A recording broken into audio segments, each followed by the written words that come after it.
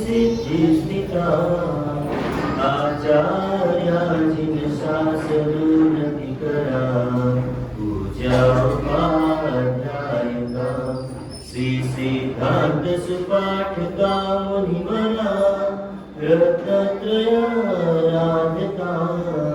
पंचैते परमेष्ठिनः प्रतिदिनं कुर्वन्तु मङ्गलम् कुर्वन्तु मङ्गलम्।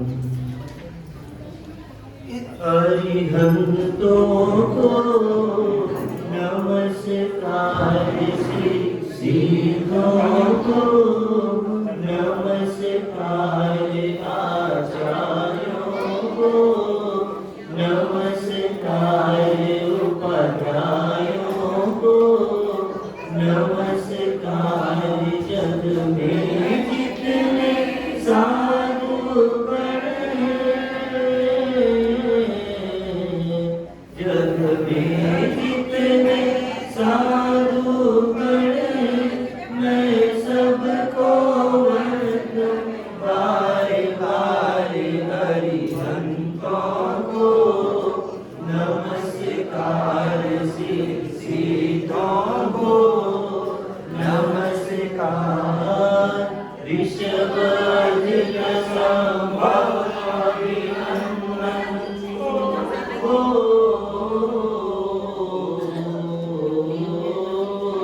ऋषभर्जित संभव अभिनंदन सुमति पद्म सुपार्श्विनरा सुमति पद्म सुपार्श्विनरा चंद्र पुष्प शीतल से आसन वासु पूज्य पूजित सुरा वासु पूज्य पूजित सुरा विमल अनंत धर्म जस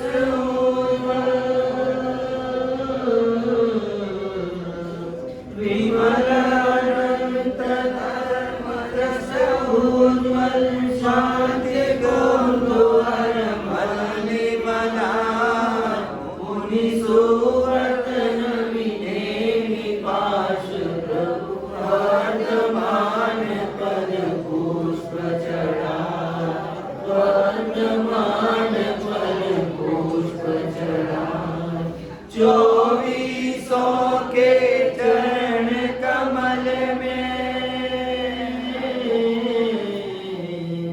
चौबीसों के चरण कमल में मेरा वंदन बार बार हरिहंतों को नमस्कार सिद्धों को नमस्कार जिसने राग देश का मान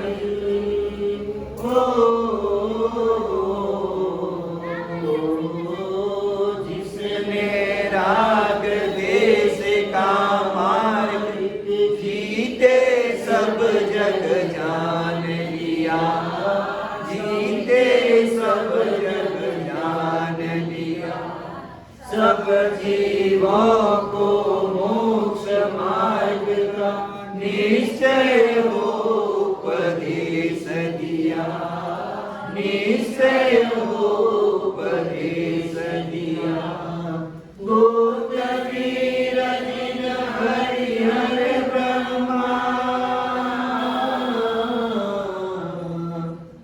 गोत्रवीर जिन हरिहर ब्रह्मा या देव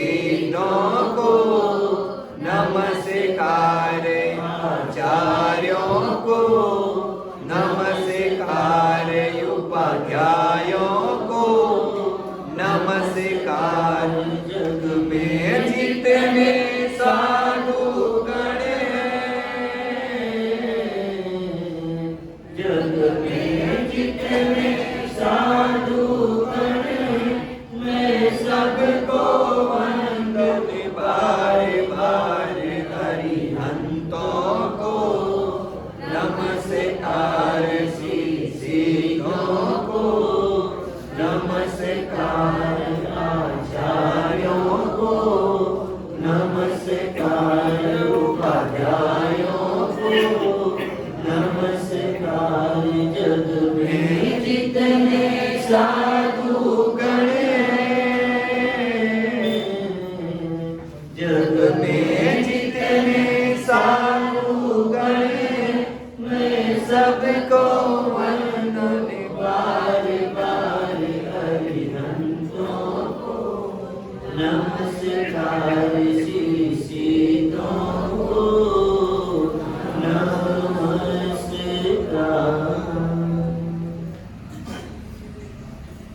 दान धर्म की महिमा है गाना, सद्गुण के पुष्पों से जीवन सजाना।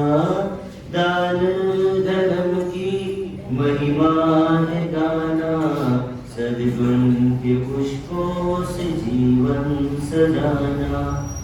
दान धर्म की महिमा है गाना, सद्गुण के पुष्पों से जीवन सजाना। एक छोटा सा बालक जिसका नाम समरूप था, और वही बालक सुपात्र धर्म की महिमा से चारिपुत्र बनता है। वो कैसे बनता है इस गीत के माध्यम से हम जानते हैं। पर्व के दिन में खीर थी घर घर, संगम भी चाहे मिले मुझको जी भर। माता से कहता मुझे खीर खाना, माता से कहता मुझे खीर खाना।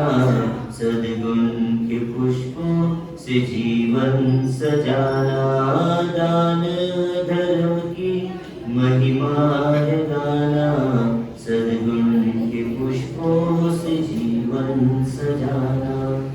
लाचार माता आंसू बहाए, जान पड़ोसन साधन जुटाए। बालक के मन में खुशी का तराना, बालक के मन में खुशी का तराना। सद्गुण के पुष्पों से जीवन सजाना। दान धर्म की महिमा है गाना, दान धर्म की महिमा है गाना। सद्गुण के पुष्पों से जीवन सजाना।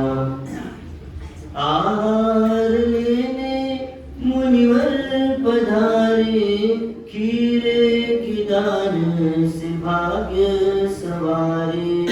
आहार लेने मुनिवर पधारे, खीरे की दान से भाग्य सवारे।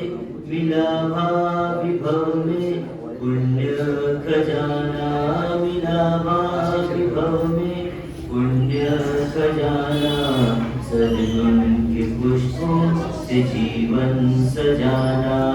दान धर्म की महिमा है गाना, सद्गुण के पुष्पों से जीवन सजाना। बना शाली भद्र महापुण्यशाली, नाथ सुना और विरक्ति है पाली। बना शाली भद्र महापुण्यशाली, नाथ सुना और विरक्ति है पाली। वीर प्रभु से वीरती है पाना, वीर प्रभु से वीरती है पाना। सद्गुण के पुष्पों से जीवन सजाना। दान धर्म की महिमा है गाना, सद्गुण के पुष्पों से जीवन सजाना। इंद्र महेंद्र सुख आनंद पाते, दान की महिमा सुर नर गाते। इंद्रमय सुख आनंद पाते, दान की महिमा सुर नर गाते। शाली बरसा विवेक जगाना, शाली बरसा विवेक जगाना। सद्गुण के पुष्पों से जीवन सजाना, दान धर्म की महिमा है गाना। सद्गुण के पुष्पों से जीवन सजाना, दान धर्म की महिमा है गाना। सद्गुण के पुष्पों से जीवन सजाना। अभी आप हम सभी संडे स्पेशल प्रवचन के अंतर्गत सुपात्रदान क्या, क्यों और कैसे इसे जानने के उपस्थित हुए। एक छोटी सी नाटिका के माध्यम से दो छोटी छोटी बालिका है, आपके सामने इसकी भूमिका रखेंगे, प्रस्तावना रखेंगे।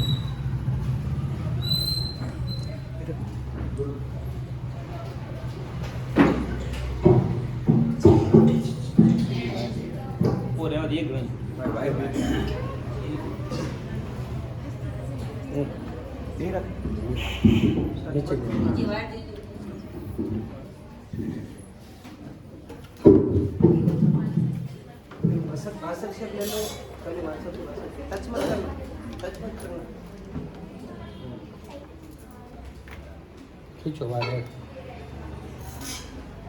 नीचे थोड़ा नीचे करो भाई। आमने सामने दो देश, आप एक इधर एक उधर। आप लोग खड़े हो जाओ फिर माइक से आमने सामने।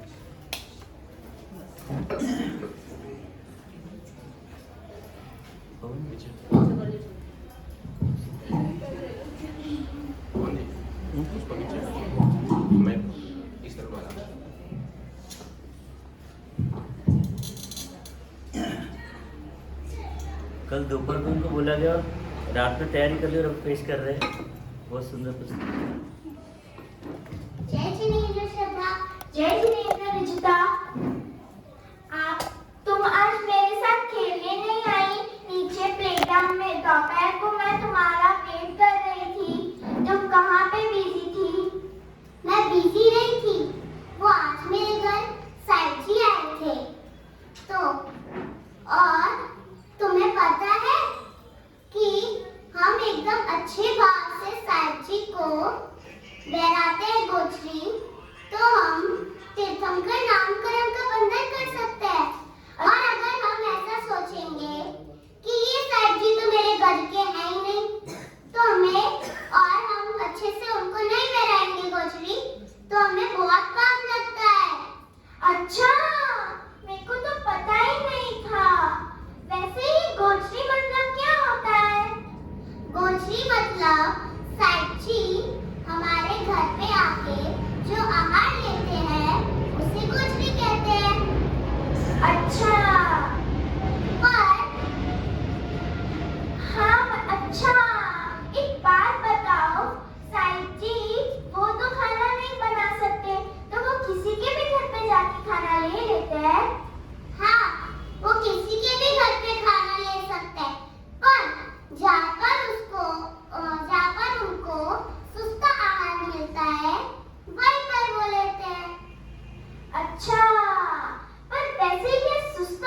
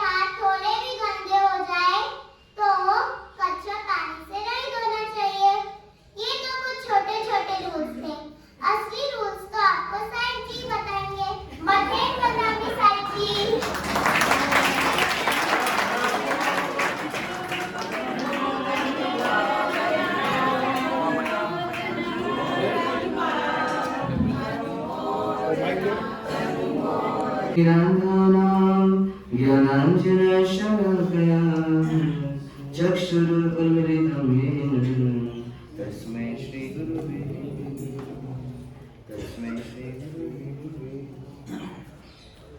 जब तारक जगदीश्वर परमपिता परमेश्वर शासन नायक श्रवण भगवान प्रभु महावीर स्वामी के चरणों में वंदन। अनंत अभिनंदन गुरु गौतम स्वामी जी भगवान के चरणों में खतर कृष्णनाथ राधेश्वरी पूज्य चारों ही दादा देवों के चरणों में वंदन। खड़कर कक्षाधिपति एवं समस्त आचार्य भगवंतों के चरणों में वंदन।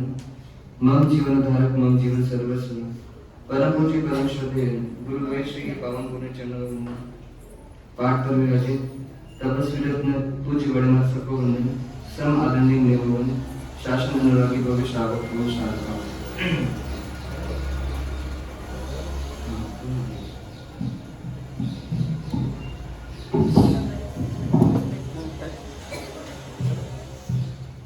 चातुर्मास काल में आप हम सब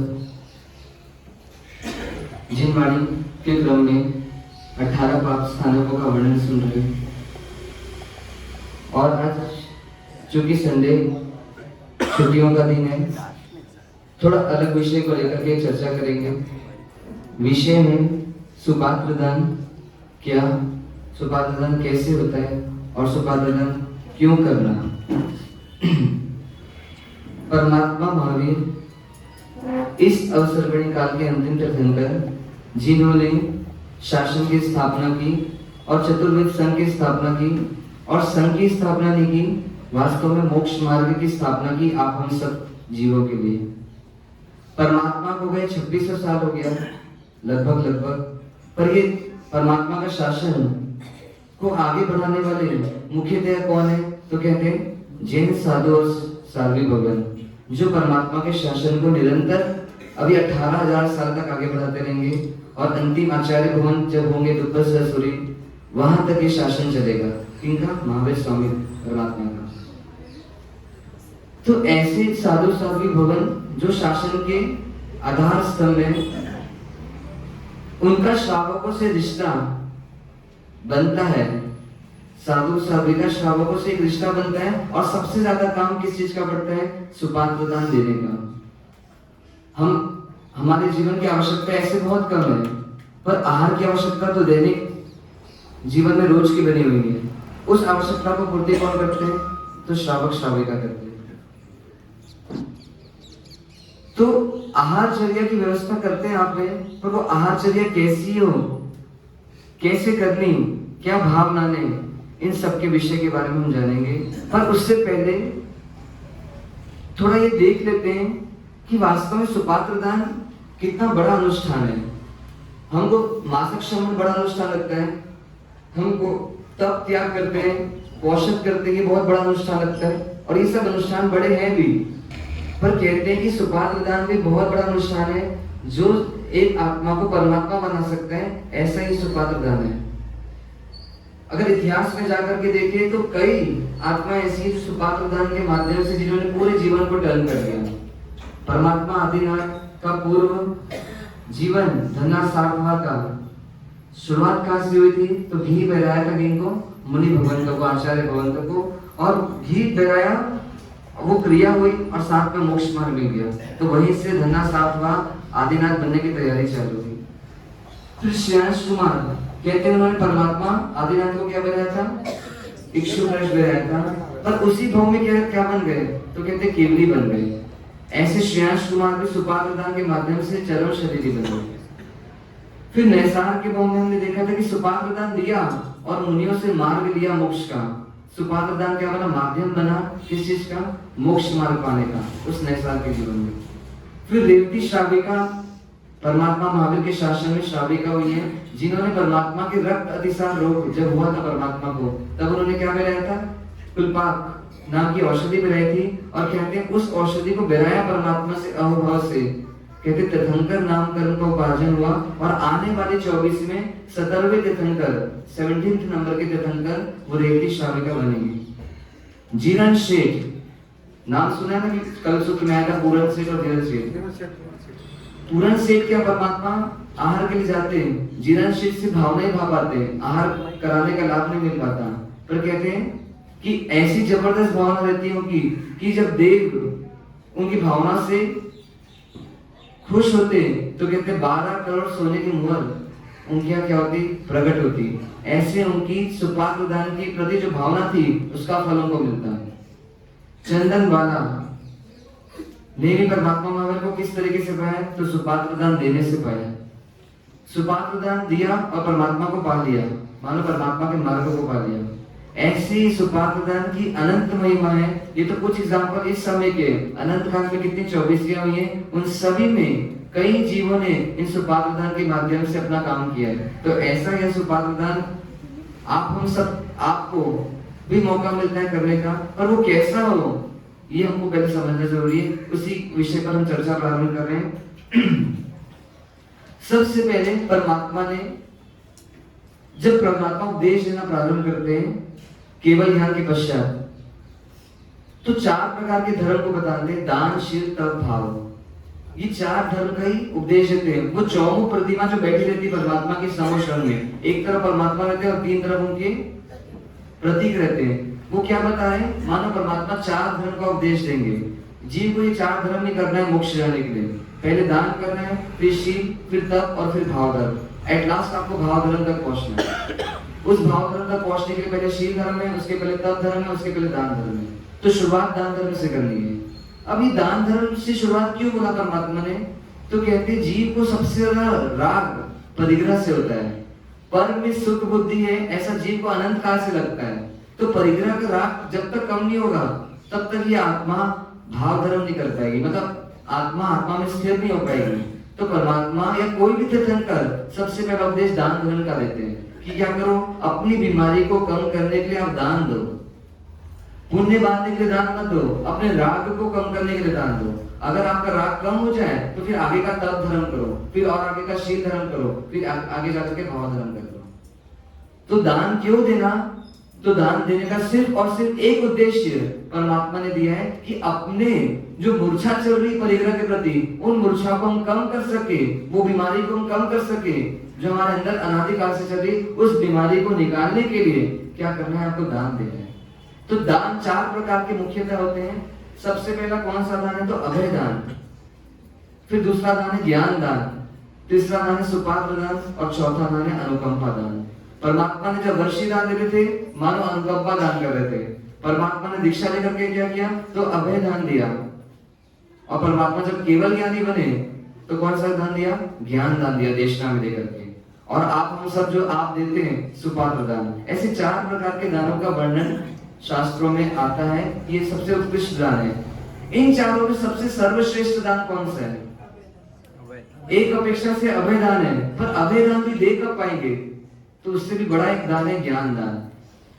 वास्तव में ज्ञान सही दे पाएंगे किसी को तो ही जाकर के उसको अभय कर पाएंगे। परमात्मा ने पहले स्वयं सही ज्ञान दिया और उस ज्ञान दुनिया को दिया, तो वास्तव में फिर अभय कर पाए सबको। तो एक्चुअल में सर्वश्रेष्ठ दान कोई है तो सम्यक ज्ञान का दान है। खुद की आत्मा को सम्यक ज्ञान देना और दूसरे की आत्मा में सम्यक ज्ञान का प्रादुर्भाव करना, मतलब शुरुआत करना, ये ज्ञान सबसे सर्वोत्कृष्ट दान है। वो ज्ञान दान होगा तो आगे जाकर के अभय दान होगा और आगे जाकर के बाकी सब दान भी कर पाएंगे। तो ऐसे दान में अब यहाँ पर सुपात्र दान की बात हो रही है कि हमको सुपात्र दान को समझना है।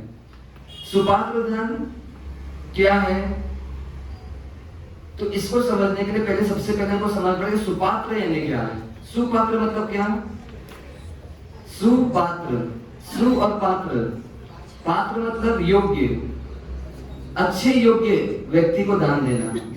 अच्छे व्यक्ति को दान क्यों देंगे, दान तो गरीबों को दिया जाता है। सु मतलब होता है अच्छा या सही, पात्र मतलब व्यक्ति, योग्य व्यक्ति। तो सही व्यक्ति को दान देना, ये बात समझ नहीं आती। सही व्यक्ति को दान देंगे क्या, अच्छे व्यक्ति को दान देंगे क्या, आप मोदी जी को दान दोगे क्या, हमारा सबको दान दोगे क्या। तो यहाँ पे दान क्यों बोला, सुपात्र दान क्यों बोला, समझना है इसको। वास्तव में सुपात्र दान शब्द जरूर है पर एक्चुअली में यह दान नहीं है, ये भक्ति है। सुपात्र की क्या करते, भक्ति करते हैं। अब भक्ति यानी क्या होता है इसको समझना। भक्ति में भाव क्या रहता है? तो वास्तव में जो भक्ति कर रहा है उसके हाथ नीचे रहते हैं और जिसकी भक्ति कर रहे हैं उसके हाथ ऊपर रहते हैं। मानो नम्र होकर के, विनम्र होकर के, झुक करके किसी की भक्ति की जाती है।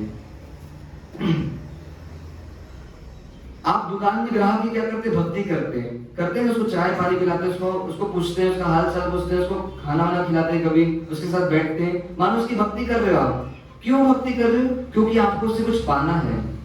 क्या पाना है? पैसे पाना है, लोभ है आपको और उससे पैसे की वसूली करना है, उसकी आप भक्ति कर रहे हैं प्रकार से। तो ऐसी सुपात्र की भक्ति क्यों करना? तो सुपात्र से भी कुछ पाना है हमको। भक्ति उसी की जाती है जिससे हमको कुछ लेना हो। दान उसको दिया जाता है जिससे कुछ लेना नहीं है, सिर्फ देना है जिसको। पर यहाँ पे सुपात्र को दान नहीं बोला, सुपात्र की भक्ति करो बोला। अब पहले चर्चा करते हैं सुपात्र की। कौन होता है सुपात्र? किसको बोलेंगे सुपात्र? अच्छा व्यक्ति को सुपात्र बोलेंगे। अच्छा व्यक्ति है ना कौन? मुनि भगवान। किसको बोला सुपात्र? तो परमात्मा से ही पूछते हैं, शास्त्रों में ही पूछते हैं कि वास्तव में कौन है सुपात्र? इस पूरी दुनिया में कितने सारे जीव हैं, उनमें से सुपात्र किसको बोला? तो सबसे पहली कंडीशन बताई सुपात्र की कि जो वीतरागी हो चुके हैं, जिनका राग द्वेष बीत चुका है, ऐसे जो भी व्यक्तित्व है वो सब कौन है? वो सुपात्र है। उनकी क्या करो? आप भक्ति करो, क्योंकि वो सर्वश्रेष्ठ व्यक्ति हैं। ये पहले व्यक्ति की वर्णन है। जो मोक्ष में जा चुके हैं, जिनका मोक्ष मार्ग पूरा हो चुका है, जिनको अब इस संसार में कुछ करना बाकी नहीं है, जो कृत्य हो चुके हैं, ऐसे जितने भी व्यक्तित्व हैं, केवल ज्ञानी तीर्थंकर, ये सब सुपात्र हैं। इनकी क्या करो? भक्ति करो। फिर दूसरे नंबर में किसका नंबर आया?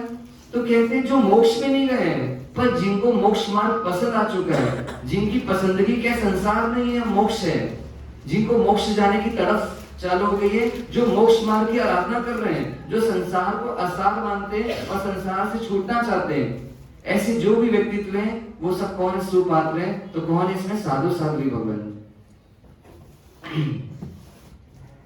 साधु साध्वी भगवान कौन? जिनको मोक्ष मार्ग अब क्या है? पसंद आ चुका है, जज चुका है और उसमें चल रहे हैं, वो आगे बढ़ रहे हैं और आगे जाकर के वो सफल हो जाएंगे। जन्म जरा मृत्यु के चक्कर से जो मुक्त होना चाहते हैं, जिनको ये पीड़ा रूप लग रहा है, इन ऐसे पात्रों की क्या करो? भक्ति करो। फिर तीसरे नंबर पे किसको बोला? सुपात्र। तो कहते हैं कि जो मोक्ष मार्ग में जिनकी पसंदगी महसूस हो चुकी है, जिनको पसंद तो है पर जो भी चल नहीं पा रहे पूर्ण रूप से, पर चलना चाहते हैं, जो संसार से निकलना चाहते हैं, संसार में तड़प रहे रहने, संसार से निकलने को तड़प रहे हैं, संसार जिनको सुहा नहीं रहा है, ऐसे श्रावक श्राविका भी कौन है? सुपात्र है।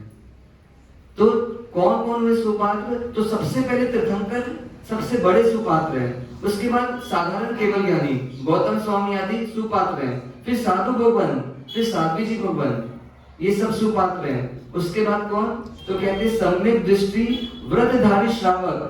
पुण्या की तरह जो श्रावक थे, जो व्रतधारी थे और सम्यक दृष्टि थे, वो भी कैसे? वो सुपात्र हैं। और अगले नंबर पर लास्ट कौन है सुपात्र? तो कहते सम्यक दृष्टि तो है पर विरक्त नहीं है, मतलब जिन्होंने व्रत नहीं लिया, अनुव्रत नहीं लिए, मतलब श्रावक पद भी नहीं आए पर सम्यक दृष्टि है। ऐसे अव्रती सम्यक दृष्टि भी कैसे?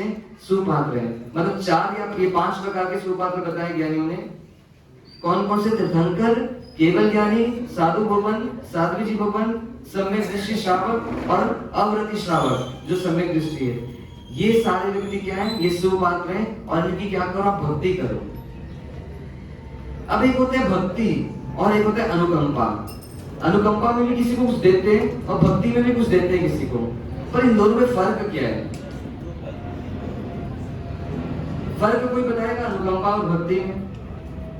अनुकंपा शब्द का मतलब होता है अनु और कंप, पीछे लगा हुआ है कंपा, किसी के दुख को देख करके कांप जाना, किसी के दुख को देख करके स्वयं पीड़ित हो जाना और उसको दुख को सहन नहीं कर पाना और उसके दुख को कम करने के लिए कुछ देना, ये अनुकंपा है। जैसे गाय के दुख को देखा बहुत भूखी है, उसको कुछ दे दिया रोटी। किसी भिखारी को देखा कपड़े नहीं है उसके पास, उसको कपड़े दे दिया। किसी भिखारी को देखा 2 दिन से भूखा है, उसको रोटी दे दी, मतलब उसके शरीर की पीड़ा को देख करके उसको कुछ दे देना, उसके दुख को देख करके कुछ दे देना, वो कितना दुखी है ऐसा सोच करके उसकी थोड़ी पीड़ा को कम कर सकूं, ऐसी सोच करके कुछ देना, ये अनुकंपा दान है। और भक्ति में क्या होता है? भक्ति में भी क्या बोलते हो आप? मतलब सुपात्र की भक्ति करने बोला और भिखारियों को अनुकंपा दान देने बोला। तो भक्ति और अनुकंपा में फर्क क्या है? क्या फर्क है कि भक्ति जब करेंगे तो सामने वाला व्यक्ति हमको ऊंचा लगेगा, जिनकी हम भक्ति कर रहे हैं वो हमको अच्छा लगेगा, वो हमको सच्चा लगेगा, उसका मार्ग हमको पसंद आ जाएगा और हमारी ऐसी अंदर से इच्छा होगी कि कब मैं इस मार्ग में आगे बढ़ूं, कब ये मार्ग मुझे मिले, कब मैं भी संयमी बनूं, कब मैं इस संसार को छोड़ करके इन मुनियों की तरह विचरण करूं। ऐसी भावना जब आएगी तब क्या करेंगे? उनकी भक्ति कर पाएंगे। तो सुपात्र की भक्ति करना और दीन दुखियों को अनुकंपा देना, समझ आई दोनों परिभाषा की? अनुकंपा में हम उसको नीचे मान रहे हैं, उसके दुखी मान रहे हैं, और भक्ति में हमको ऊंचा मान रहे हैं। पर अभी साधु साध्वी भवन को आप जो दान देते हैं वो अनुकंपा से देते हैं कि भक्ति से देते हैं, ये आप चेक कर रहे हैं। क्योंकि अगर भक्ति नहीं है तो आपको साधु साध्वी का दान भिखारियों को दान देते वैसा हो जाएगा। क्या लगता है, भक्ति करते हो उनकी कि अनुकंपा से देते हो? खुशी होती है, खुशी किस चीज की होती है? दान देने की खुशी होती है, वो तो गरीब को देने से भी होती है। बस इसी पॉइंट को पहले डिस्कस करना है। साधु साध्वी की पात्र में आप क्या भाव से डाल रहे हो? क्या उमंग है? आपकी इच्छा है कि मैं साधु बनूं? क्या उल्लास है? उल्लास तो गरीब को देने में भी आता है। कंबल बांटते जब अपन, स्वेटर बांटते जब, ऐसे साधु साध्वी को आहार दे दिया। आप साधु साध्वी को जब आहार दे रहे हो तब आपको वो दुखी लगते हैं कि सुखी लगते हैं? दुखी लगते हैं, दुखी लगते हैं। आपको संसार अच्छा लग रहा है ना, मतलब साधु साध्वी दुखी लग रहे हैं, ये कंफर्म है। मतलब ये दुखी है पर आए हमारे घर तो इनको कुछ दे दो, कहीं ना कहीं ये भावना है। हमको हमारा संसार अच्छा लगता है नहीं, हम साधु बनना चाहते हैं कि जब आहार दे देते उनको साधु बनने की इच्छा हो रही कि मेरे नए संसार में रहो और ये आए तो इनको दे दूं। क्या भावना आती है? हम अनुकंपा से उनको दे रहे, उनको देख रहे हो कितने कष्ट में, वो कितना सहते हैं, वो कितने धूप में चलते हैं, गर्मी को सहते हैं, ऐसे सहते हैं बेचारे बेचारे बेचारे, ऐसे भाव आते हैं। और चलो भैया आए तो मेरे को लाभ मिलेगा, इनको कुछ दे दूं, इस भावना से देते हैं कि मैं भी ऐसा बन जाऊं। हे सदगुरु, हे पंच परमेष्ठी, आपकी तरह मैं भी विचरण करूं आगे जाकर के, ऐसी ताकत मिले, ऐसी भावना बने, ये भावना से देते हैं। अब चेक करो, क्योंकि मैं केवल ज्ञानी नहीं, मैं चेक नहीं कर सकता आपकी भावना को, पर आप चेक करो। आप दोनों है, दोनों हो नहीं सकती, एक ही रहेगी। संसार अगर अच्छा लग रहा है तो मुनि जीवन अच्छा नहीं लग रहा है। हमको मुनि जीवन अच्छा लगता है कि संसार अच्छा लगता है? इस भाव से बोल रहे थे कि हम भी आपके जैसे बन गए। इस भाव से बदलते हो आप, तो आप तो ठीक हो, फिर आप सुपात्र की भक्ति कर रहे हो। बाकी सब बताओ अपना, उनका मार्ग सुहाता है कि मेरा संसार सुहाता है? देखो जब मैं भक्ति करता हूँ, उनको देता हूँ, तो उनका मार्ग सुहाता, उनको उनके पीड़ा से देते क्यों? बहुत उनको कितना कष्ट है, थोड़ा दे दो भैया। क्या से देते हैं आप? शिल्पा जी बताओ, क्या लाभ, क्या वहाँ पे बोला है? वास्तव में भी वो समझेंगे, आहार पानी का लाभ कीजिएगा। अरे टिफिन यहाँ में पात्र तो हम भर भर के ले जा रहे हैं, आप कैसे? आपको किस चीज का लाभ है? पुण्य बढ़ेगा, यही पुण्य बढ़ेगा, मतलब आपको संसार अच्छा लग रहा है। इसका मतलब आप साधु साध्वी की भक्ति नहीं कर रहे हो, उन पर भी वो भिखारी की तरह अनुकंपा कर रहे हो। चलो भिखारी को सूखी रोटी देते हो, हमको घी वाली रोटी देते हो, इतना ही बस फर्क आ रहा है, क्योंकि हम थोड़े इंटरनेशनल वाले स्टैंडर्ड है, वो थोड़े सरकारी लोकल चाहते हैं, पर हम दोनों को भिखारी समझ रहे हो आप। मतलब आप भिखारी मान करके हमको दे रहे हो, ऐसी बात नहीं है, ऐसा कभी नहीं, मतलब नहीं। आप साधु बनना चाहते हो क्या? अगर साधु नहीं बनना चाहते मतलब आप हमारी भक्ति नहीं कर रहे हो। अरे ग्राहक की भक्ति क्यों करते हो? क्योंकि ग्राहक ऊंचा लग रहा है, वो पैसा देगा। साधु से आपको क्या चाहिए? साधु उसका मार्ग चाहिए आपको। अगर मार्ग चाहिए ही नहीं, आपको संसार का मार्ग अच्छा लग रहा है, मतलब आपको साधु नहीं बनना है, मतलब महावीर अच्छे नहीं लग रहे, महावीर अच्छे नहीं लग रहे, मतलब आप भिखारी की तरह इनको दे रहे हो। ऐसा नहीं है, ऐसा ही है, ऐसा ही है। एक भाव से देते हो, भाव। अरे भिखारी को भी भाव से देते हैं। भिखारी को क्यों देते? पुण्य मिलेगा। साधु को भी देते, पुण्य मिलेगा। दोनों में तो एक ही भाव है आपके। हम तो ये बात बोल रहे हैं कि जैसा आप जैसे हम भी बन जाए। क्या श्रद्धा है? पूछनी क्यों है? पूछनी उसी को बोलेंगे कि आप उनके मार्ग को को पसंद करते हो, आप वहां बढ़ना चाहते हो, आगे जाकर के घर छोड़ना चाहते हो, ऐसी भावना है आपकी? ऐसी भावना ऐसी भावना नहीं है, मतलब वो पूजनी नहीं लगती हमको। पूजनी कौन लगेगा? ग्राहक पूजनी क्यों लगता है? क्योंकि इससे कुछ मिलेगा। साधु से क्या मिलेगा आपको? ज्ञान। कौन सा ज्ञान? जिस ज्ञान के बल पर मैं संसार छोड़ दूं, ऐसी भावना है कि संसार छोड़ने की भावना होती है क्या? जब मैं सुपात्र को दे रहा हूँ संसार छोड़ने की भावना, संसार सुनो, संसार छोड़ेंगे कि नहीं छोड़ेंगे वो बात की बात है, पर संसार छोड़ने की भावना होती क्या? मतलब साधु का मार्ग सुहाया क्या आपको? वो चंदन वाला को सुहा गए महावीर कि मैं तो चलूंगी उनके मार्ग में। वो अति मुक्तक मुनि को गौतम स्वामी सुहा गए जब उन्होंने लड्डू कराया तो, कि मुझे तो इन्हीं के मार्ग में चलना। हम कितने बार आपके घर आ गए, आप ये निर्णय हुआ क्या कि मेरे को इनके मार्ग में चलने आ गए? मतलब आप हमको भिखारी समझ रहे हो, ये तो बहुत दुखी लोग हैं। हम सुखी है, हमारा सब दुखी है। भले हमें बोलते हो कि हमारा सब सुखी है, पर मानते ही हो कि आप सुखी हो, हम दुखी हैं। ऐसी नौबत नहीं आएगी। क्या नौबत नहीं आएगी? भाव भी नहीं आएगा मन में। आप तो खुद ही नहीं होता।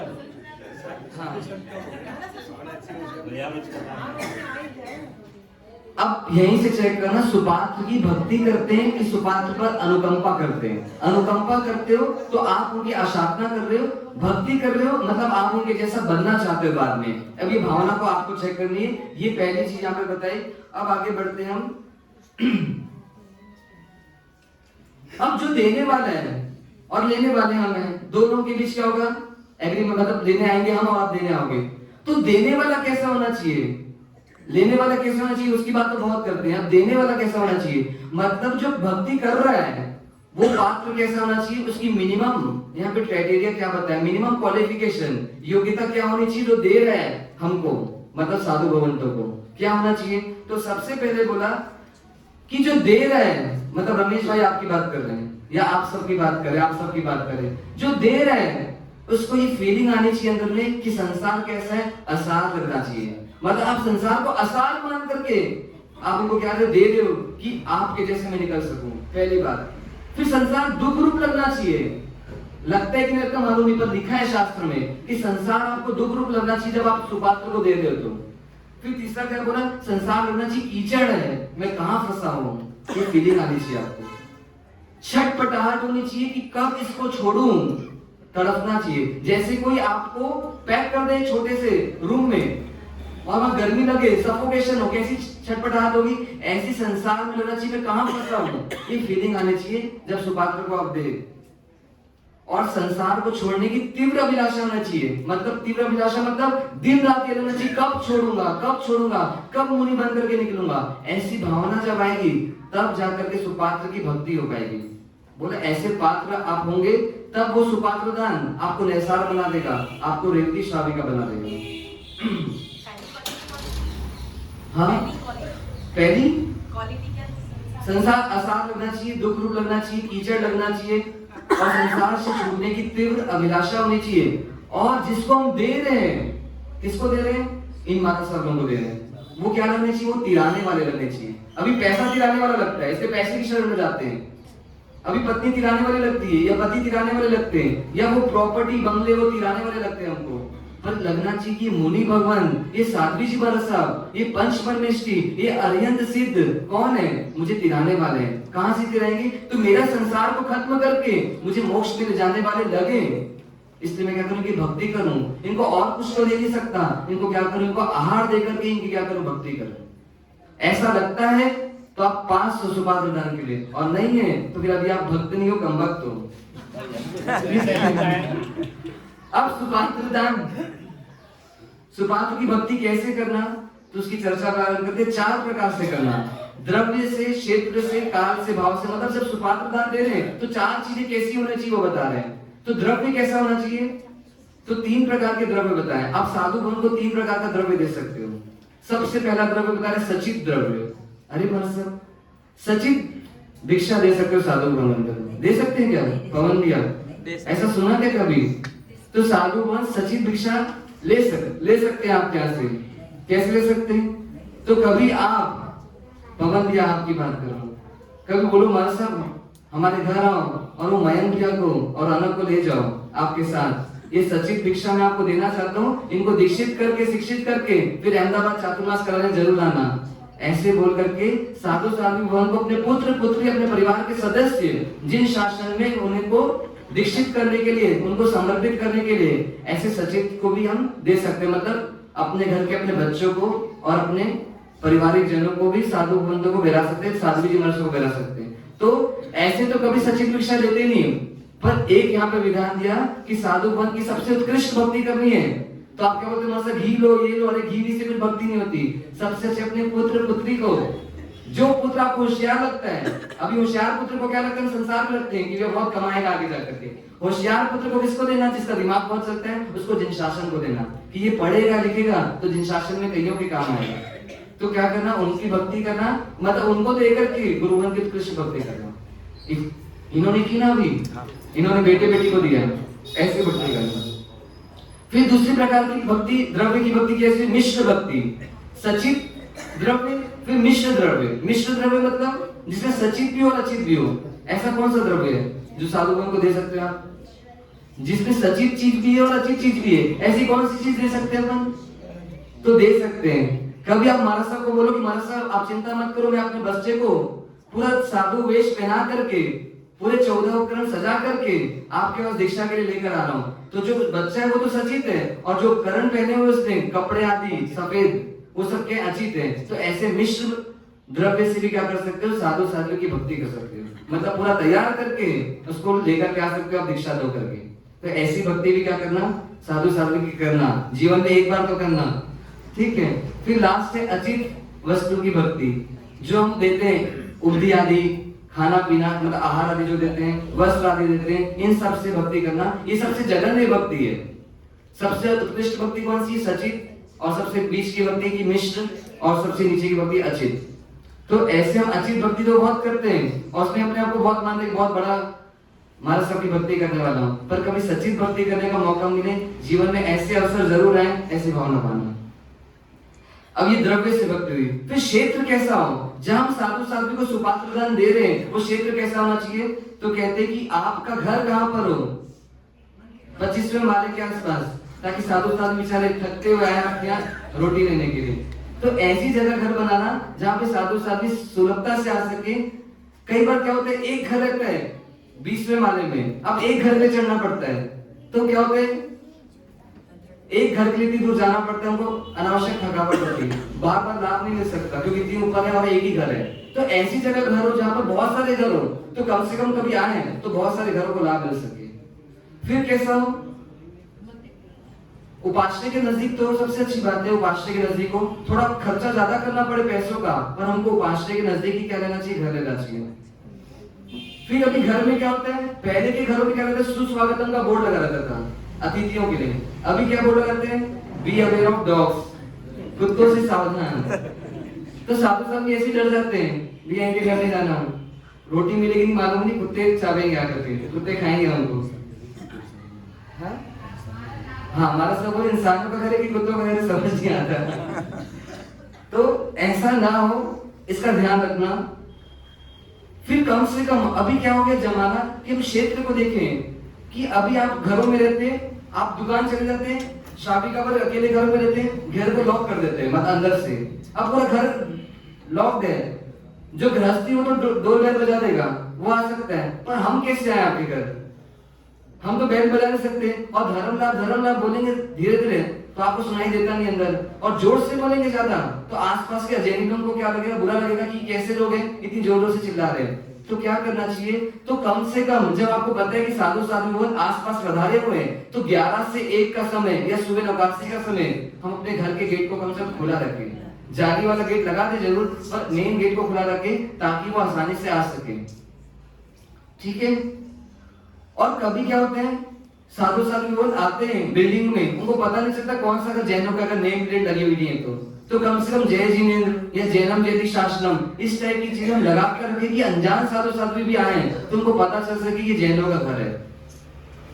तो ऐसे क्षेत्र से भी क्या करना, अनुकूल वातावरण देना किनको, सुपात्र की भक्ति करने के लिए।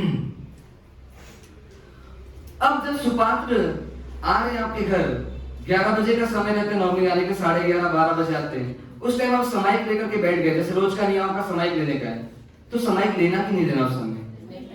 नहीं लेना। लेना चाहिए? नहीं लेना चाहिए। क्या करना चाहिए? इंतजार करना चाहिए।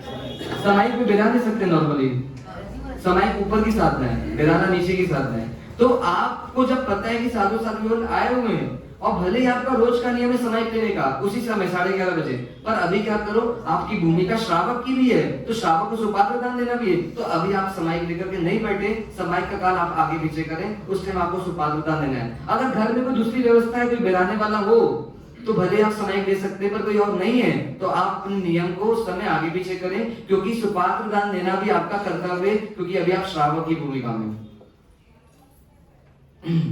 अब घर कैसा हो श्रावक का, जहां पे मुनि भगवान आने वाले हैं, कैसा होना चाहिए साहब? आपका ड्राइंग जहां से प्रवेश करेंगे पूरे घर को देखते हुए चौके में जाएंगे हमारे साथ, कैसा होना चाहिए घर? बहुत रात रंग की फिल्म लगी हो, शोपीस लगे हो, बहुत दुनिया में काश्मीर के सीन लगे हो, हिल स्टेशन के सीन लगे हो, आप गए थे कि होटल में उसके सीन लगे हो, कैसा होना चाहिए श्रावक का घर? अभी आपके घर श्रावक है कि नहीं, चेक करना कैसा होना चाहिए। ऐसा होना चाहिए कि कल आज्ञा मिले और परसों दीक्षा ले सके, इतना कम से कम परिग्रह श्रावक के घर में होना चाहिए कि आप 1-2 दिन में समेट करके दीक्षा के लिए निकल सको। और दिखाना भी है कुछ सामान, कुछ सजावट दिखाना भी है, तो कैसी चीजें दिखाओ जिसको देख करके आप खुद प्रेरित हो सको। अभी हम क्या करते हैं, संसार के सीन लगाते हैं और महाराज साहब भी आते हैं और फिर महाराज साहब मेरे जैसे निकल जाते हैं, वो भी देखने में लग जाते हैं किसको, सीन को, और फिर वो भी मुग्ध हो जाते हैं, वो भी राग रंग में फंस जाते हैं। तो ऐसे सीन नहीं लगाना। कैसे लगाना? तो उपकरणों को लगाना। कहते हैं कि अपना जो सपना है, अपन क्या बोलते हैं, अपने सपने को हमेशा सामने रखो। तो आपका सपना क्या है कि मैं भी कब साधु बनूं, तो साधु बनने के लिए जो उपकरण है उनकी सजावट क्या करना, सामने रखना। अभी दीक्षा लेते तो हमको तैयारी करनी पड़ती है, पर वास्तव में हर श्रावक के घर में सजावट रहती थी उपकरणों की। जब उनका समय आता दीक्षा लेने का, वो खुद उस उपकरण को लेकर निकलते, वो घर खाली भी हो जाता और उपकरण साथ में लेकर निकलते। हमारे घर में लगा, हाँ आपके घर में लगे हुए हैं, पर ऐसे हर घर में उपकरण ही लगे रहे, दूसरी कोई भी चीज क्या वो देखने को ना मिले। हमारे आइडल ऐसे गौतम स्वामी, महावीर स्वामी, चंदन बाला, इनको हम सामने लगाएं, बाकी संसार की कोई भी चीज सामने ना लगाएं, तो साधु साध्वी को भी राग रंग नहीं आएगा और आपको भी हमेशा अपना लक्ष्य दिखते रहेगा कि जीवन के अंत के पहले मुझे क्या करना, संयम अंगीकार करना है, उनको लेकर के निकलना है, इन उपकरणों को धारण करके घर से निकलना है। ऐसी भावना से ऐसे घर को सजाना। अब गोचरी का समय रहता है, उस समय क्या करना, उस समय घर में रहना।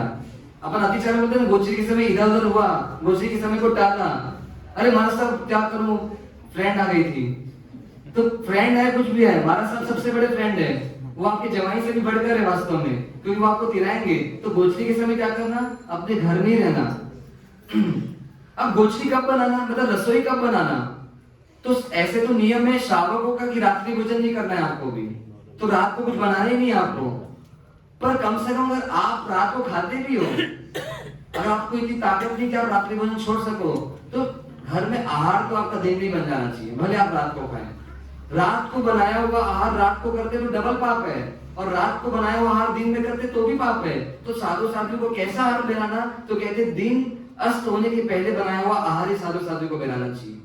अब खाकरा सेकते पर रात को, क्योंकि समय मिलता है रात को, वो खाकरा नहीं बनाना चाहिए वास्तव में, किसी स्वयं को भी नहीं खाना चाहिए, क्योंकि रात्रि भोजन का दोष लगता है। रात्रि भोजन का दोष रात को खाने से नहीं लगता, रात को बनाया हुआ रात को खाए तो भी रात्रि भोजन का दोष है, दिन को बनाया हुआ रात को खाए तो भी रात्रि भोजन का दोष है, और रात को बनाया सुबह खाए तो भी रात्रि भोजन का दोष है। मतलब दिन धोने के बाद चौके में क्या होना चाहिए, लॉक लग जाना चाहिए वास्तव में। तो ऐसा उत्कृष्ट अगर पाल सको तो सबसे अच्छा, पर नहीं भी पाल सको तो आपका खाना एटलीस्ट दिन में बन जाए, और भले आप रात को खाते हो तो कम से कम साधु साध्वी को आप शाम के समय भी बिला सकते हो। आहार कैसा होना चाहिए श्रावक और साधु का, तो महाराज साहब आप तो पाव भाजी नहीं खा सकते, पर हम तो पाव भाजी खा सकते ना। तो ऐसा शास्त्रों में नियम बताया कि जो आहार साधु का होता है ना, जैन पाव भाजी, जो आहार साधु साध्वी का होता है वही आहार श्रावक का होता है। ऐसा नहीं बताया शास्त्रों में कि श्रावक का आहार अलग है और साधु का आहार अलग है, क्योंकि आप जो बनाओगे वही तो हम ले लेंगे। तो आप क्या करते हो, महाराज साहब के लिए बना दो भैया मोगर की सब्जी और अपन तो चले आलू प्याज काटे, ऐसा नहीं हो सकता। ठीक है, तो महाराज साहब को जो खिलाओगे, जो आपको खाना है वही खिलाना है। तो आपको कैसा आहार करना है, जो महाराज साहब को चलता है वही आहार आपको भी चलता है। आपके कुछ अलग कैटेगरी नहीं है आहार की, तो अपना मेनू अलग नहीं बनाना और महाराज साहब का मेनू अलग नहीं बनाना, दोनों का मेनू एक जैसा रहेगा। ठीक है ना, इस बात का ध्यान रखोगे पहुंचती है, बस ध्यान रखना। आहार का काल के आधार पे था? आहार का काल भी होता है, उसको बाद में बताएंगे कभी। अब आहार पाने का लाभ दीजिएगा जो बोलते हैं अपन, इसमें लाभ किस चीज का है, इसको अपन थोड़ा सा चेक कर लो। क्या लाभ मिलता है आपको? पुण्य का लाभ। ये तो बहुत सस्ता लाभ है, ये लाभ कुछ काम का नहीं है। क्या लाभ होता है आहार पानी को देने से साधु साधु को? है संयम का छठा भाग का लाभ आपको मिलेगा। इतना आसान है क्या? बस ऐसे लगाते रहो, छठा भाग करके तो मुक्त हो जाओगे, छक्का मार दोगे आपको। इतना आसान नहीं है। कहते हैं कि आहार पानी का लाभ लेते हैं अपन, तो साधु साध्वी तो आहार लेकर चले जाते हैं, पर जो संपर्क होता है साधु साध्वी से, हो सकता है उस संपर्क में आपको उनके जीवन के दर्शन हो जाएं, उनके चारित्र के दर्शन हो जाएं, उनके ज्ञान का दर्शन हो जाए, उनके संयम के प्रति आपको भाव आ जाए। तो क्या होगा? आपको अनुराग पैदा हो जाएगा, उनसे राग हो जाएगा, आपको लग जाएगा कि मुझे भी ऐसे बढ़ना है आगे। वो सोचो, वो देव दृष्टि लेने आए थे ब्राह्मण, परमात्मा के पीछे पीछे भाग रहे थे देव दृष्टि लेने के लिए, आधा कपड़ा जो बच गया था। अब वो इतने दिन से उनकी चर्या को देखते थे, महावीर स्वामी की मुनिराज कैसे जीते, उनको देखते देखते देखते उनका मार्ग सुहा गया उनको, और क्या हो गया? उनको सम्यक की प्राप्ति हो गई, बोधि दुर्लभ से सुलभ बन गए वो, मतलब सम्यक दर्शन हो गया। तो साधु का संपर्क हो रहा है हमको, साधु साधु का संपर्क हमारे से हो रहा है, ये हमारे को लाभ है, ताकि उनके जीवन को मैं गहराई से देख सकूं और उनसे कुछ सीख सकूं, उनका ज्ञान को ले सकूं। तो लाभ आपको वास्तव में पुण्य का नहीं है, पुण्य तो सेकेंडरी है, वास्तव में उनका मोक्ष मार्ग, उनका मार्ग, उनकी लाइफ स्टाइल मेरे को जज जाए, इसलिए मैं क्या कर रहा हूं, उनके निकट आने का ये बहाना है कि मैं सुपात लगा लूं। एक बेटा खूब कमाता है, दो बेटे ना आपके, एक बेटा खूब कमाता है पर धर्म नहीं करता, और एक बेटा बहुत धर्म करता है पर खूब कमाता कुछ भी नहीं है। किस बेटे के प्रति दया आएगी आपको? चिंता किसकी होगी ज्यादा? किसकी? जो कमाता नहीं है। बस अगर जो बेटा कमाता नहीं है पर धर्म बहुत करता है, उसके प्रति चिंता ज्यादा, उसके प्रति दुख ज्यादा है, मतलब आप साधु साध्वी आपको पसंद नहीं आ रहे, ये उसका है। आपको अगर कमाई पसंद आ रही है, कमाना जरूरी, मैं मना नहीं करूं, श्रावक में कमाना जरूरी है, पर आपको धर्म पसंद नहीं आ रहा है, आपको पैसा पसंद आ रहा है, मतलब आपको साधु साध्वी पसंद नहीं आ रहे, साधु साध्वी पसंद नहीं आ रहे, मतलब आप उनकी भक्ति नहीं कर पाओगे। तो ये चेक पॉइंट है कि अगर मोक्ष मार्ग में बढ़ना है आगे, तो आपको धर्म सुहाना ही चाहिए, आपको संसार सुहाना नहीं चाहिए। चातुर्मास में अभी श्रावक श्राविका कोई भी सुपात्र भक्ति करनी है ना, और साधु साध्वी की भी करनी है। चातुर्मास में कभी महाराज साहब से मिलने वाले लोग आते बाहर से, यहाँ तो भोजनशाला खोल दिया आपने लिया, जो है इनको यही खिला देना, पर कभी शेषकाल में महाराज साहब आए, उनके महाराज साहब से मिलने वाले लोग आए, उनको क्या करते हैं, घरों में भेजते हैं। आप क्या बोलते, महाराज साहब के मेहमान आए हैं, उनको लेकर जाओ। तो महाराज साहब के मेहमान लगते हैं वो आपको, क्या आपको साधार्मिक लगता है वो आपको? महाराज साहब के मेहमान लगते हैं ना, बोलते ऐसे ही महाराज साहब के दो मेहमान आए हैं, तो मेहमान लगते हैं आपको। अरे महाराज साहब ने जो संसार छोड़ा है, महाराज साहब के लिए पवन के भी वैसे ही जैसे महाराज साहब के कोई घर वाले आ रहे हैं, वास्तव में तो मेहमान महाराज साहब के होते हैं क्या? आपको लगता है लगी मेरा साधर्मिक है, इसकी मेरे को भक्ति करना है, आपको क्या लग रहा है महाराज साहब क्या है, इसलिए चलो खिला दो 2-5 रोटी उनको, ऐसी भावना से खिला रहे हो, मतलब क्या वहाँ भक्ति नहीं हो रही है, वहां सिर्फ ड्यूटी निभा रहे हैं, कोई लाभ विशेष नहीं मिल रहा है। हमको मेहमान नहीं मिलने चाहिए, हमको करना चाहिए मेरा साधर्मिक आया है। अब किस क्रम से भक्ति करना? घर में आपने 50 आइटम बनाए हैं, 40 आइटम बनाए, तो किस क्रम से देना? पहले स्टार्टर लाते ना, हमारे सबको क्या चीज पहले देना, क्या देना साहब? है स्वीट देना है, सुपर। जो चीज आपको सबसे ज्यादा पसंद है और जो चीज उत्कृष्ट है, जो प्रिय है, जो मनोहर है, सुंदर भी है और बहुत उत्कृष्ट भी है और प्रिय भी लग रही है आपको, ऐसी चीज को सबसे पहले किसको देना? साधु साध्वी को देना, क्योंकि आपको उसी चीज का राग सबसे पहले कम करना है। तो क्या करो, उनकी भक्ति सबसे अच्छी द्रव्य से पहले करो, फिर उसके नीचे के द्रव्य, फिर उसके नीचे के द्रव्य, और फिर लास्ट में जो सबसे नापसंद चीज आपकी, उसको भी आप उनसे पूछ सकते हो। तो उत्कृष्ट द्रव्य की भक्ति सबसे पहले करना, जो आपकी धर्म सबसे उत्कृष्ट है, और उसके बाद फिर नीचे के क्रम से भक्ति करते जाना।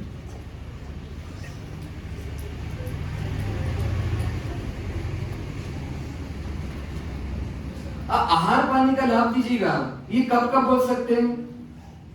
मनसा को वंदन करते हो दिन में, तो आप बोलते हो आहार पानी का लाभ दीजिएगा, तो कब कब बोलना है इसको? दिन अस्त होने के पहले तक बोल सकते हैं, है ना? तो कहते 24 घंटा बोल सकते हैं। आहार पानी का लाभ दीजिएगा, सिर्फ उसमें खाना और पानी ये दो चीज नहीं है। अरे हमको कुछ और भी चीज चाहिए, कभी बाम चाहिए आपसे, तो आप अलग से पूछते हो कि बाम का लाभ दीजिएगा।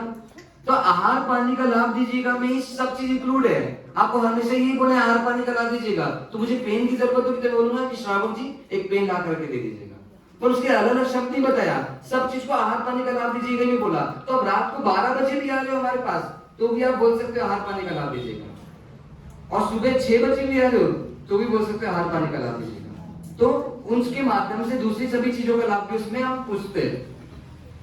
पर अभी सुनो, वंदन के समय पूछते आहार पानी का लाभ दीजिएगा, पूछते हैं ना, उसके बाद पचकान लेकर के निकल जाते हैं अपन। पर वास्तव में क्या बोला शास्त्रों में कि आपको 2 बार आहार पानी का लाभ देना पूछना है। वंदन करते समय तो पूछते ही हैं, पर निकलने के पहले मन से कुछ चाहिए, कुछ खा पे आपकी, ये तो हम बताएंगे कब? आप एक बार तो बोल दिए, थोड़ी मनोहार तो हमको भी चाहिए ना। आपकी भक्ति कितनी है देखेंगे हम भी, कितनी भक्ति आपके में चेक तो करेंगे, उसके बाद ही तो आपको लाभ देंगे, अगर देना भी है कुछ लाभ तो आप एक बार तो उससे फॉर्मेलिटी के लिए पूछते, क्योंकि बंधन में आ रहा है, बीच में बोलना पड़ता है। पर आप दूसरी बार जब निकलो, जब जा रहे हो बचका लेकर के, उस समय फिर कुछ मर से कोई खा पे, कुछ काम काज है, कुछ लाभ, फिर हमको लगेगा कि नहीं जरूरत है, की भावना दिख रही है, तो वास्तव में हम आपको लाभ देंगे। भावना नहीं दिखेगी तो श्रावक, हमारे पास तो बहुत सारे श्रावक है, हमारा तो एक काम कोई भी कर देगा, हमारे को तो बहुत सारे मिले, पर भावना जिसकी रहती है साधु उसी को लाभ देता है, बाकी हर किसी को लाभ नॉर्मली नहीं देता, फिर कभी बात बंदी तो देना पड़ता है। मुझे मालूम नहीं है ना आपको उचित वस्तु सम, तो आप पूछो ना, आहार बार पूछो ना, कुछ खा 3-4 बार बोलो। मुझे मालूम नहीं है, आपको जरूरत हो तो बोलो। हाँ, आपको भले मालूम नहीं, आप ऐसा पूछो, अपनी भावना पाओ, तो क्या करेंगे, हमको कुछ लगेगा तो आपको जरूर बताएंगे। आप कह सकते हो। थोड़ा देर बैठ सकते हो आप लोग, तो मैं आगे का बताऊं। हाँ बताओ। अभी तो कुछ चालू नहीं हुआ था, अभी तो पिक्चर चालू हो रही है। तो फिर थोड़ा जल्दी करो। अब जब महाराज साहब घर आ रहे हैं, आप विनती करने आते, सुबह बोलते हो कोची में पधारना। अब चूंकि महाराज साहब नए हैं, उनको तो पता ही नहीं है कि कहाँ है। अगर आप तो बोल के चले गए, सोचे मैंने तो भावना पा ली, तो ऐसा नहीं होता। आपको क्या होता है, महाराज साहब को विनती करके महाराज साहब को साथ में ले जाना चाहिए, अपने घर में ले जाना चाहिए, उसके बाद एक एक घर जो घर आसपास है सभी घरों में ले जाना चाहिए। अब नियम क्या होता है कि आप जब महाराज साहब के साथ जा रहे हो तो रास्ता दिखा रहे हैं, तो महाराज साहब के साथ आप आगे आगे चलो, पर जब घर आ जाए किसी श्रावक का, तब आप वहीं बाहर रुक जाओ, महाराज साहब को अंदर जाने दो, महाराज साहब के साथ साथ आपको अंदर नहीं जाना है। फिर महाराज साहब कभी बोले कि अब यह स्त्री अकेले, आप साथ में आ जाओ अंदर, तब आपको साथ में जाना है, नहीं तो आपको बाहर में ही रुकना है, अंदर नहीं जाना है। ठीक है, ये पहली बात हुई। महाराज साहब निकले और आपके घर के साइड जा रहे हैं, आपको पता है, फिर आप लगा रहे हो फोन, 2-4 लोग महाराज साहब आ रहे, महाराज साहब आ रहे, महाराज साहब आ रहे, ऐसा कर सकते हैं क्या? तो ऐसा नहीं करना चाहिए। सहज रूप से जो लाभ मिले जिसको, हम क्या बोलेंगे, फिर वो तैयारी करेंगे, तो उसका पाप सब महाराज साहब को भी लगेगा, तो वास्तव में तो नहीं लगाना चाहिए फोन वगैरह, बैल भी नहीं बनाना चाहिए आगे आगे जा करके। कई बार हम एक घर परसने जाते हैं, आगे वाले क्या करते हैं, दूसरे घर में बैल बजा के रखते हैं। अगर वो सहज रूप में दिखते हैं तो भले आप बोल दो कि महाराज साहब इस घर में पधारे हैं, आप क्या भी आ सकते हैं, आएंगे ही जरूरी नहीं, आ सकते हैं, दिख गए तो, पर बैल बजा करके नहीं बोलो, महाराज साहब खुद जाएंगे और महाराज साहब वहां पे उनको धर्म लाभ बोल करके वहां पे उनको बुलाएंगे। ठीक है,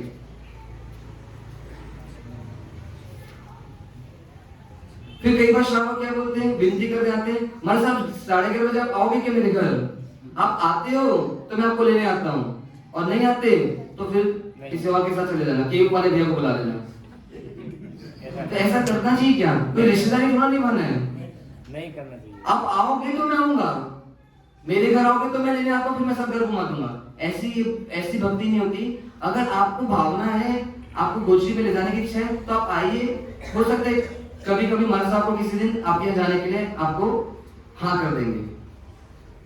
फिर महाराज साहब मेरे घर कब का रखना है, कल का रखना है कि परसों का रखना है कि नरसों का रखना है, कब का रखना है, कब का रखना चाहिए महाराज साहब को? नहीं फिक्स कर लो। तो महाराज साहब ऐसे फिक्स नहीं कर सकते, वर्तमान में हो। आप भावना मानिए, आपकी भावना को ध्यान में रखेंगे, फिर उनकी जब अनुकूलता रहेगी वो आपके घर बता देंगे। पर हम फिक्स करना चाहते हैं, और फिर कभी कभी क्या होता है, उन्होंने महाराज साहब ने बोल दिया ठीक है देख लेंगे आज, ऐसा बोला, और सामने वाले ने क्या की तैयारी कर ली, क्योंकि रोज तैयारी रहती नहीं, अब तो आना ही पड़ेगा, फोन पे फोन आ रहे हैं, बस आज तो आना ही पड़ेगा, यार मैंने बहुत तैयारी की है, सुबह से शाम सिर्फ आपके लिए बनाए हैं। ऐसा करके महाराज को जबरदस्ती क्या करते ले जाते हैं। तो ऐसी सब नहीं होना चाहिए, भक्ति नहीं है, इसमें लाभ नहीं मिल रहा है आपको, वास्तव में यहाँ पे पाप का बंधन हो रहा है। हमको क्या लगता है बस महाराज सब आ जाए और भर भर के बिरा दूं तो लाभ है उसमें, ये लाभ नहीं है कुछ। विधि को जितना फॉलो करेंगे उतना लाभ है, और विधि को फॉलो नहीं करके सिर्फ उनको पात्र बनने की इच्छा है आपको, तो वास्तव में कुछ विशेष लाभ नहीं है, बहुत हल्का में हल्का लाभ है, और हो सकता है उसमें पाप का भी बंधन हो जाए।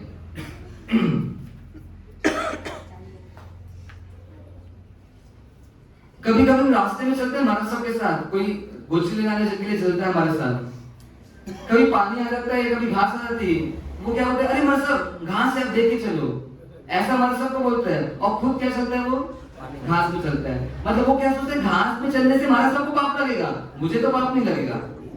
तो ये सब क्या कम भक्ति है। वास्तव में आप जब महाराज साहब के साथ चल रहे हो तो आपको स्वयं को भी हिंसा नहीं करनी है, और महाराज साहब को हिंसा करनी है ही नहीं, पर उनको अगर आप कुछ बोल रहे हो और आप खुद भी क्या करो, स्वयं फॉलो करो।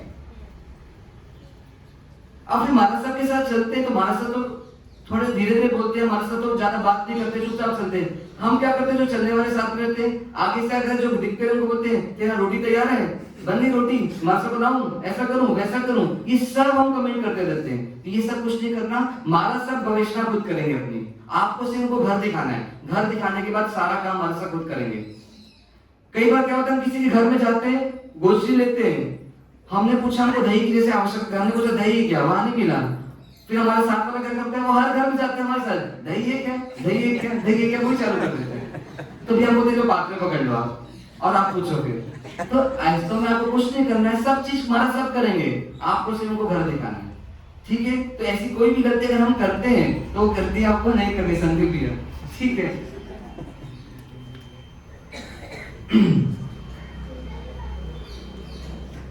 अंतराय, जिनके अंतराय का सिस्टम फॉलो नहीं होता, मतलब कोई घर में नहीं और उनको छूना पड़ता है, तो महाराज साहब उनके घर उन 3 दिन जो समय उस समय तो नहीं आ सकते, पर बाकी समय महाराज साहब आ सकते हैं। तो अंतराय के समय भी नहीं आ सकते अगर आप नियम नहीं भी पालते, पर उसके अलावा महाराज साहब आपके घरों में आ सकते हैं। पर कोई कोई परंपरा में किसी किसी समुदाय में भेद चलता है, वो समुदाय जैसा बोलेगा वैसा करना है। पर नॉर्मली नियम क्या है कि अंतराय के समय बस नहीं आ सकते, पर बाकी आगे पीछे के समय में आपके घर से गुजरी ली जा सकती है। महाराज साहब अजैन के घर जा सकते हैं क्या? जा सकते हैं। अगर कोई अजैन का घर भी पर शाकाहारी है, कुछ भक्ष्य पदार्थ वहां मिल सकते हैं, तो वहां पर भी महाराज साहब लेने के लिए जा सकते हैं। कई बार महाराज साहब घर आते हैं आपके, आप क्या करते हो, पेपर पढ़ते रहते हो, मोबाइल चलाते हो, वहीं बैठे बैठे बोलते हो महाराज साहब को, महाराज साहब पधारिए पधारिए, आओ आओ आओ। तो महाराज साहब जैसे क्या है, बाजू के पड़ोसी है, मानो आपके घर आ रहे हैं, तो ऐसा नहीं करना, हमको उनका विनय करना। आपको तो उनको उपाश्रय से लेकर आना चाहिए, पर कदाच कभी नहीं मिला पाए तो उपाश्रय से आपके घर आ चुके महाराज साहब, तो कम से कम उनका वहां पर उनका स्वागत पूरे अहोभाव से करना।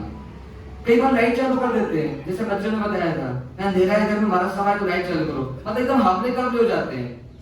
महाराज साहब ने भी भूत आ गया है, आप इतने डर जाते हैं, महाराज साहब लाइट चालू करो, ये करो वो करो, उसमें क्या होता है, अविधि हो जाती है। तो ऐसा कुछ भी काम आपको नहीं करना, लाइट चालू नहीं करना, गैस बंद नहीं करना, मोबाइल चल रहा है मोबाइल को अलग रखना, ये सुना, मोबाइल के नियम क्या वो बताएंगे बाद में, पर जैसे मोबाइल में बात करते उसको छोड़ दिया अपन ने, या लाइट चालू कर दी, या गैस चालू कर दिया, कूलर बंद कर दिया, ऐसा कुछ भी काम आपको नहीं करना। मतलब अगर उस समय आप ये करते हैं तो महाराज साहब के निमित्त हो जाएगा। पहले से पंखा चालू है तो महाराज साहब को कोई दोष नहीं है, पहले से लाइट चालू है तो महाराज साहब को कोई दोष नहीं है, पर महाराज साहब आए और उसने अपनी लाइट चालू की उनको देख करके, तो वो क्या हो गया, महाराज साहब का उसका दोष लग गया, तो महाराज साहब आपके घर से शायद आहार अब नहीं लेंगे। तो ऐसा कोई भी काम नहीं करना। भले अंधेरा है तो महाराज साहब को बोलेंगे कि देखो यहाँ थोड़ा उजाला आ रहा है, आप रोटी का डब्बा इधर ले आओ, यहाँ पर कर लेंगे, पर लाइट चालू नहीं करना उस समय। कई बार पूछते हैं कौन से समुदाय के, कुछ यहाँ तो कोई नहीं पूछता, पर कई जगह पूछते हैं। तो आपको सिर्फ सफेद वस्त्र पहने साधु भगवंतों को देखना है, वो पंच महाव्रतधारी है, कोई भी समुदाय को, उनको क्या करना, उत्कृष्ट भाव से गुच्छी कराना। और कई जगह कट्टरवादिता इतनी बढ़ गई है कि वो इनके समुदाय का तो मैं आहार दूंगा, उनके समुदाय का तो आहार दूंगा। ये सब चीज वास्तव में भक्ति नहीं है, ये सिर्फ चीज जिन शासन के नाम पर कलंक है। तो ऐसा कोई भी काम ना करें। फिर महाराज साहब आते हैं, हम बंधन करने लग जाते हैं। अब महाराज साहब के पात्रों का भार कितना है तो उनको पता नहीं है। मस्त नहीं, मैं बहुत बिजी हूँ कि मैं पास नहीं आ सकती, तो क्या करूँ, मैं यहीं पे बंधन कर लेता हूँ आपको, आप 2 मिनट खड़े रहो। फिर पूरा इच्छा में खमाश में पूरा गाते हैं, और हमारे सब खड़े कराते हैं, फिर पचकान दो बोलते हैं, फिर वासक शिव भी डालो, फिर 2 मिनट उपदेश भी दे दो, मानो पूरा व्याख्यान तो आपने यही सुन लिया। ऐसा कुछ भी नहीं करना। वास्तव में ना बंधन आपको वहां पे करना है, ना आपको पचकान लेना है। पचकान और बंधन करने के लिए आपको उपाश्रय आना है, सिर्फ मथे में नाम बोल दीजिए, उतना ही बस करिए, उसके अलावा आपको कुछ नहीं करना होता। आप अगर ऐसा कर रहे हो तो वास्तव में अंतराय कर्म को बंधन कर रहे हैं, क्योंकि अंतराय दे रहे हैं आपको उनको गोष्ठी देने में। कभी कभी क्या बोलते हैं, हमारे साथ मंगलिक सुना दो, गोष्ठी लेकर आए, लेने आए तो मंगलिक सुनाने का भी नियम नहीं है वास्तव में वहां पे, पर आप बोलते तो हम सुना देते हैं। पर ऐसा नहीं कि आपने आहार दिया तो उनको मंगलिक सुनाना ही है आपको, ऐसा नियम है क्या? एक हाथ दो एक हाथ लो, ऐसा कोई कॉन्ट्रैक्ट नहीं है वहां पे ना।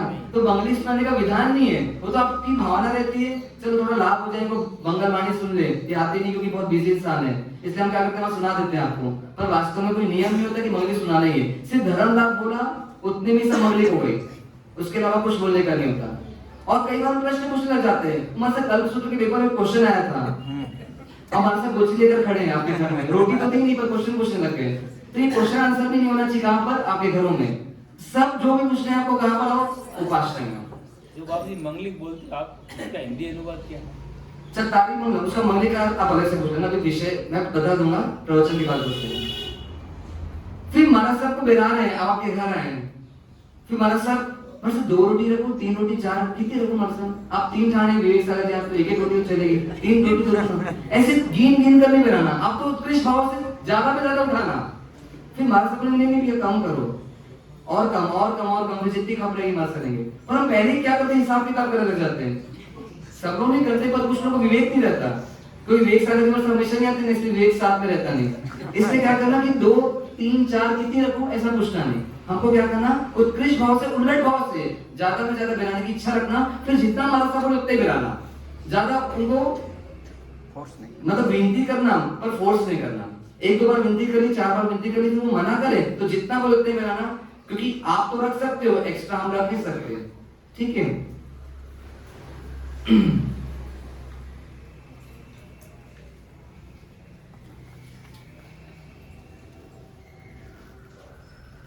अब जन्म मरण किसी घर में हुआ है, किसी घर में मृत्यु हुई, तो वहां गोची बैठते कि नहीं बैठते, तो इसमें भी समुदाय भेद है।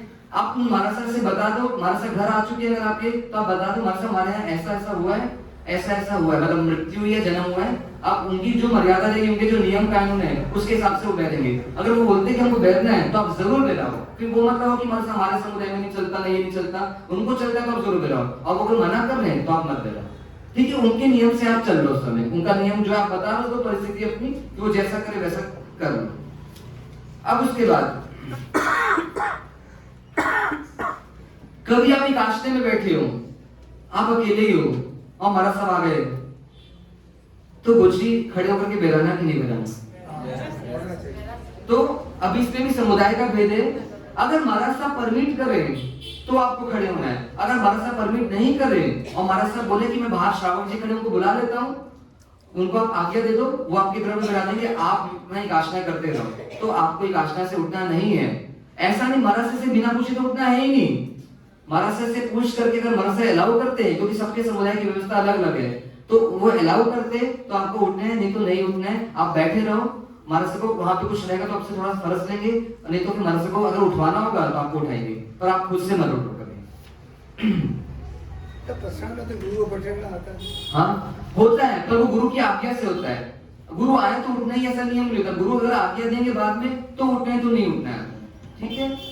अब कई बार हम भोजन करते रहते हैं, हमारा हाथ छूटा है, अब महाराज साहब आ गए तो अपन क्या करते हैं, ध्यान कुछ रहता नहीं, हाथ धो देते हैं, कच्चे पानी से गर्म पानी से कुछ भी हाथ धो देते हैं, तो कच्चे पानी से तो हाथ धोने ही नहीं है। और महाराज साहब अगर कोई दूसरा व्यक्ति तो उससे डरेंगे, आपको हाथ नहीं धोना, आपको अपना चुपचाप बैठे रहना है।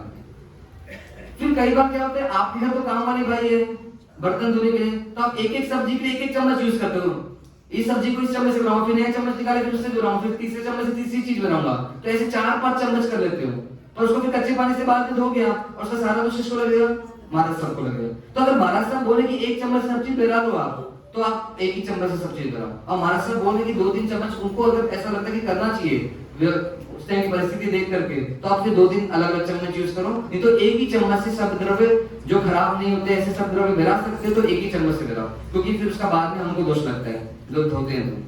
हमारा सब अगर कच्चे पानी से हाथ नहीं धोया, लेकिन अगर किसी कपड़े से हाथ पोंछ लिया हो कोई दिक्कत नहीं, पर वो कपड़ा तो कच्चे पानी से धो गया तो हाँ क्या गर्म पानी से धोगे? नहीं, कपड़ा तो कच्चे पानी से ही धोना। हाँ, पर हमारे निमित्त पहुंचाना भी आपने हाथ, तो हमको दोष लग जाएगा, इसलिए आप नहीं करना ऐसा काम। अब किसी मनुष्य का एमिल है, रहते हैं नॉर्मली जब चातुर्मास में आते हैं तो एमिल का लाभ तो सहज कैसे मिले, तो कम से हमको घर में ऐसी परंपरा बनानी कि 1 2 3 रोटी हम लुकी रखें, हम खुद भी खाना सीखे, तो कम से कम हमारा सब आएगा तो हमको देंगे, और हमारा सब नहीं आए तो हम लुकी रोटी खा लेंगे, तो लाभ भी मिल जाएगा हमको और हमको अलग से बनवाना नहीं पड़ेगा। तो लुकी रोटी कई जगह मिल जाती है और थोड़ा बहुत कुछ चने मुड़े मिल जाते हैं, तो उनका एमिल बिना सुस्ता आहार को मिल सकता है, तो आप लुकी रोटी खाने की आदत डालें। जब डॉक्टर बोलेगा 10 साल के बाद तो डालोगे ही, अभी महाराज साहब बोल रहे हैं तो उनकी भी आराधना में आप सहयोगी बनोगे और खुद की आराधना में भी सहयोगी बनोगे, तो ऐसा जरूर करें। उसके बाद क्या बोला, अब एक सबसे मुख्य बात, एक नियम जो आपको विशेष में विशेष बताया जा रहा है, इसको ध्यान से समझना। मोबाइल आदि को लेकर के कई लोगों को बहुत कंफ्यूजन है, उसको थोड़ा बता देते लास्ट 5 मिनट में, फिर छुट्टी करते हैं। बहुत सारी बात बताने की, पर अब इसमें जितना जरूरी हो बता दें। फ्रिज बिजली से चलता है, ठीक है, इसमें भी संप्रदाय में भेद है, कोई संप्रदाय कुछ फॉलो करता है, कुछ संप्रदाय कुछ फॉलो करता है, पर प्रेम नियुक्ति जो आगम है उसके आधार पर मैं यहाँ पे आपको बता रहा हूँ कि सुपार प्रदान की विधि में क्या क्या नियम आते हैं। जैसे आपकी जेब में मोबाइल है तो आप गोचरी बहरा सकते हो कि नहीं सकते हो? क्या लगता है आपको?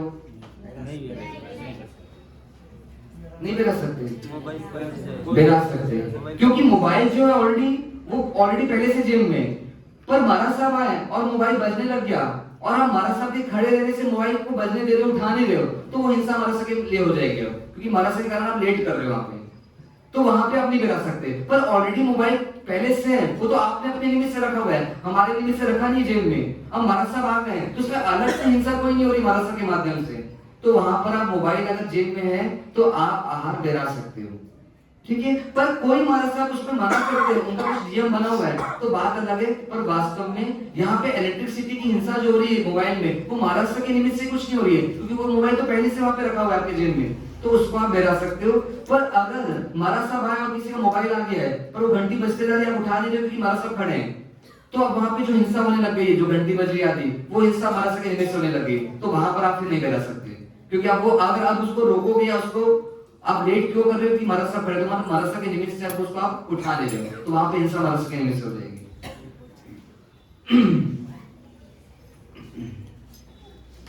अब आगे फ्रिज रखा हुआ है, तो फ्रिज को खोल करके कोई अंदर से चीज निकाल के नहीं बहरा सकते आप वास्तव में ना।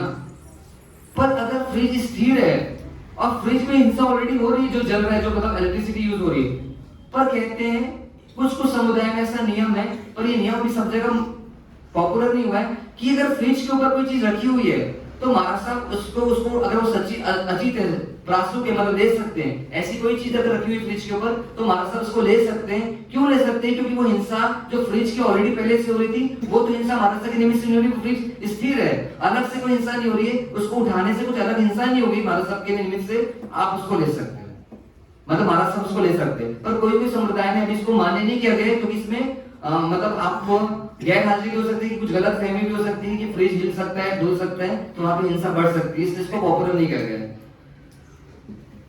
जैसे गैस में अगर गैस फिक्स्ड है, हिलता नहीं है, और एक बर्नर चालू है और दूसरा बर्नर बंद है, उसमें कोई सामान रखा है और गैस स्थिर है, बिल्कुल हिल नहीं रहा है, तो आप उस बर्नर से जो बंद है वहां पे अगर कोई सामान रखा है महाराज को बहराने की, तो आप बहरा सकते हो, और जो गैस चालू है उसमें से कुछ नहीं बहरा सकते। पर शर्त ऐसी है कि वो हिलना नहीं चाहिए, क्योंकि जैसे ही हिलेगा तो अब वो अलग से जो हिंसा होगी वो महाराज के निमित्त से हो जाएगी। इसलिए जो गैस बंद है वहां पे कोई सामान रखा है, उसको कब बहरा सकते हो? जब गैस पूरा फिक्स्ड है, स्थिर है, अगर वो हिल महाराज के निमित्त से नहीं रहा है तो।